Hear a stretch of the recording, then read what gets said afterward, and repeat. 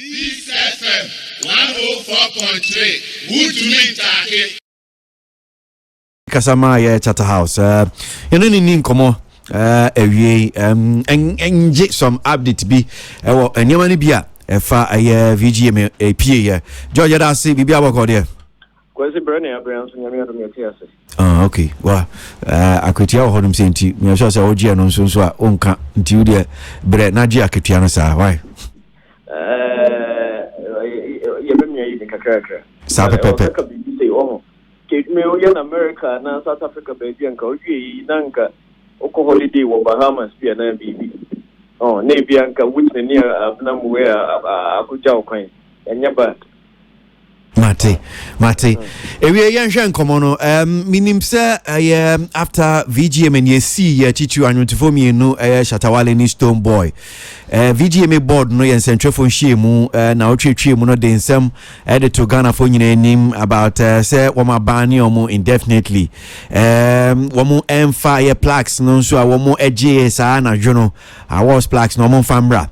Ewie ni tia akwakosi saying anyum to form you ni Shatta Wale Stonebwoy omo the plaques no dia ba kwesi there be plaques ni nyam degree na so matete every various quarters means men kasa mate every odum to fo year no ana omo managers ano na so ebino mo ho a omo ni omo yiduma pan ana omo ni omo yiduma ya tete hu say omo pemre ebia mpinyimfo ewo ho ana board members be present na nka omo dey aba but yenyanti infre omo no officially na yenti from fa no enya sem but the see amene o ka say there plaques ne be immigration.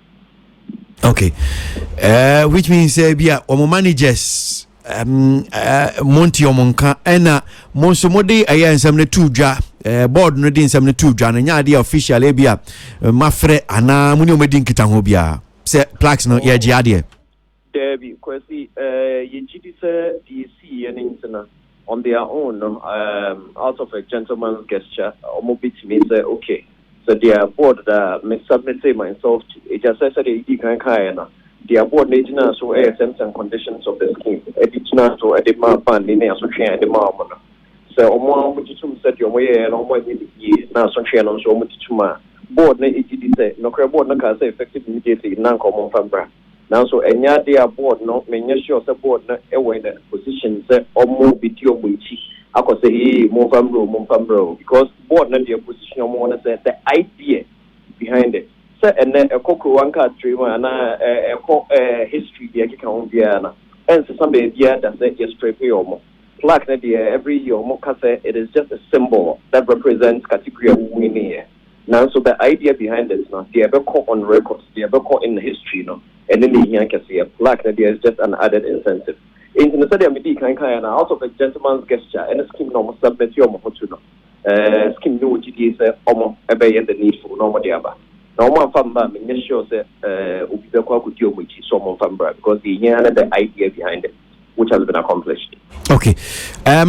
So apart from say modern some two journalists officially be a mature crata be a montro be a crata be a fan come on officially a church momo dispatch at deliver men check here so monsaka but when said dispatch at deliver over sometime last week international officially they say eja won't mean the say officially won't throw in inform you it's na if you no dim komo we na find out so monsaka so monsa enka because dispatch no so emma feedback yeah so on pankoya. But I know that was dispatched, I think, last week or Saturday. Okay, so Krata, mo the Ebisa said, Monfap plaques and Famra. Oh, study, I can't clearly study about a press release for all the details of why they've been punished, the details of the sanction that they're counting. Okay. And then there was one he found a somebody. He found a somebody, but Shatta House officer, and he found a more director or someone from. Board Nakano, I was a press release not someone from Shatta House. Okay. All right. Yeah, she must say, oh, my baby. Okay. And now my Yanti, as you say, woman from Ma, Munko could deal with chi, and Yadia Modium family, I can't be a Swakasuki. Well, hey, yeah, dear plaques, and I be bisa, Mubi Joms. Oh, needless. Well, Minya instruction, free board chairman, and if you are the representatives, yeah, say, this is the action that will be taken. But maybe personally, I will say it is needless. idea has been established. UBN said they've been stripped of the awards. It goes down in history. ABM's a necessary publication ever out with a list of winners for this year's VGMA. And none ever call on records in history. That is the most important thing. Internet Plaques media is just an added incentive. It's just a symbol. Internet, so it doesn't change the ideas that they have been stripped. It doesn't change the idea of the categories that have been nullified. Nothing changes. That is what is great. Never quadruple. I don't know the most important thing. And send us Canada next week's publication about Bontia. Mayo Mudin, if you metro Mudin, say, I was a Shatta Wale J, say reggae song and a high life song, and a Stonebwoy, so FI reggae dancer artist, no, sa category, no, Muchim, Monfa Momo. Because officially they've been stripped of those. And so they are yourself on you're stripped or you don't earn that title anymore. Say a sports, say a discipline, Nobel Peace Prize, they are now my strip your money. It goes down on record. Say you want it, but you were stripped of it. Yeah, come on, I'm saying last week, press conference, no, about told ya, na enkomodie ne BT2 a lawyer for emrenim for politicians ebinumu have come strongly at Chatter House say niamoye no enya ne kwan so ano no omo ne mo nya adwen, and I'm sure you've heard various shades of criticisms, especially attacks on Chatter House say when they arbitrarily say monko board na kwakotena se e no mo etusa na mo no emremu no enye sa na na ese ekono saying na etimamu. Oh, Kwesi, opinions, they are all welcome. Now, so no, over the years, no, more attack Chatta House it is wrong in the first place because any Chatta House decision. For all you know, if you are a Chatta House on Kwampo and but there is a board that governs the BGM. Now, board, it's been there for years. If people put a Matna board, is okay. Your brother opinion, Freddie Matna, so pain. Your brother opinion, the Malachim, Natna board is okay. Regiments and national pain. And these are people that understand the industry. These are in four more you may more you only a papa for near your mama and said yet it is almost no what's not a share you who say and no more you 2 years a day and maybe a fair wedding musicians if they want to ensure that event ever cop event incident free. Your way in your board and my instructions and my Chatter House and so gave my boss, my sister is you are there or chair said even Shatta Wale specifically, there were various interactions with the security team. There was a dinner interaction with Ono Ankasa. There was a nominee briefing. Nominee briefing, if I'm not mistaken, so witness crowd one may organize it thing where all the nominees are taken through the Ebekoso Dana and beyond that, there are letters that they are given. The nominee letters express it. They are also how they should conduct themselves. Emma, to the extent, organization, it was among various hotels. Emma, as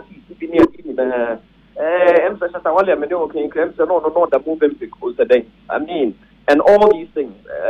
Board Emma instructions, Emma Chatta so to ensure that there was an incident-free evening. Now waiting in that's a model in Yafa so Magana, you green see there. The important to normal shares said no, said it to be was associated biba. In association on so much share, there fata was a omodema and Emma Binoy and non omodema.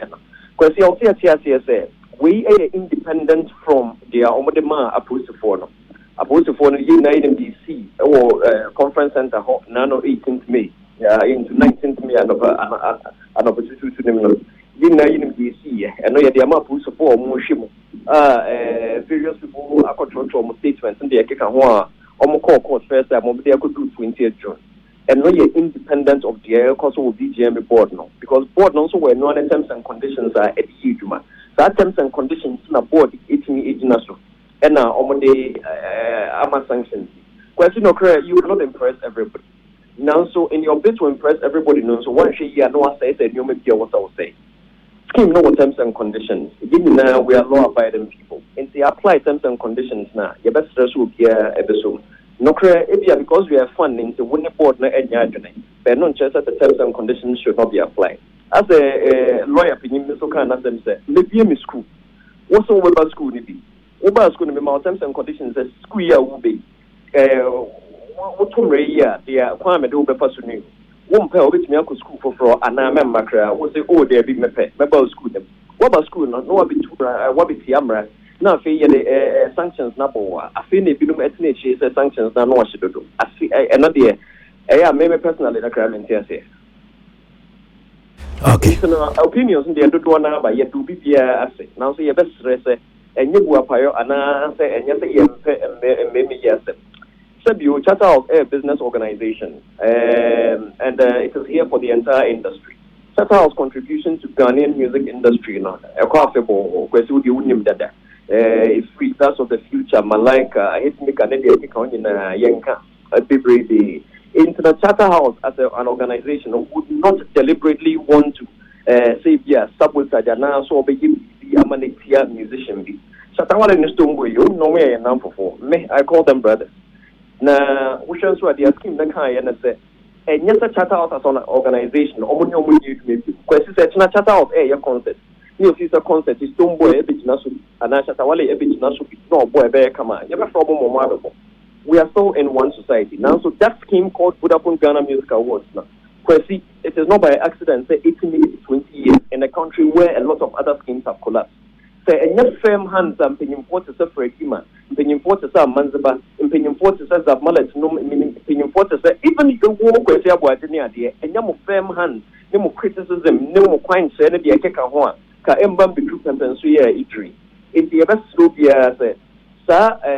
Sanctions here, they are both musicians we are doing. No correct. If you pay me no worship, but it is in the interest of the scheme. Get us say every time now, young the scheme first. They're going any one musician first. Musicians here they come and go. Because this scheme start here, musicians they have come and they are not here anymore. Musicians would come and go, but if we want to protect the scheme and let it go far, we need to be firm on some of these things. Mimi na ye twem na ye di enkomo fa VG me hu asem ba ko pia mpese George wo ma ye hu sene eda bebi eda ye asema Bulldog kan o radio so say asema ko pia police station akwa view court no Charter House mo na mo ye complainant mo na mo di asem ne ko police station mo ko report here. Kwesi, so where your party will keep not a one down for you know, said you will report to the necessary authorities. The Bakuko Fiena said you they have every right to invite you. Internet you see, we had to report it to the authorities. A complaint was lodged as is required by law. And then there was a bias at the first Omode Faso. Was Kwesi DCA no correct. Don't want any auditorium home and I see before that room again to me and she be but study about never canana, it could have been a lot worse.